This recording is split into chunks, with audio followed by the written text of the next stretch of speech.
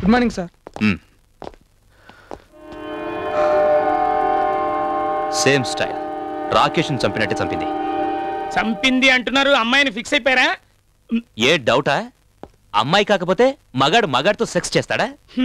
ఏమో సార్, రోజులు మారాయి.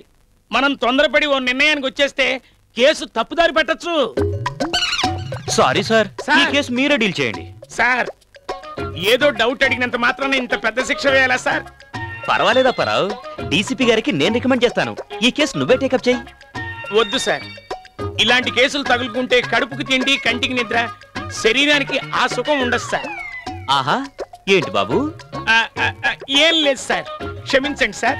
అయ్యో అప్పారావు, వయసులో నువ్వు నాకన్నా పెద్దవాడివి, నిన్ను నేను క్షమించడం ఏంటి? ప్రమోషన్ వచ్చిందనుకుని పని చేయి. వద్దులేండి, ఏదో తొందరపడి ఎమోషన్ లో నోరు జారా.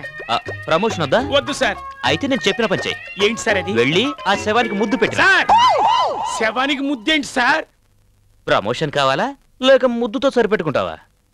శవంతో ముద్దేంటి సార్? చెప్పుకుంటే సిగ్గుపోతుంది. ఏం పోదప్పారావు, రోజులు మారాయి. సార్, ఈ అజ్ఞానికి ఇంతకంటే తక్కువ శిక్ష లేదా? ఉంది. ఏంటి సార్ అది? ఆ శవాన్ని గట్టిగా 5 నిమిషాలు కౌగిలించుకుని పడుకో. సార్ వద్దు సార్, కౌగిలింతకంటే ముద్దే బెటర్. వెళ్ళు. సార్,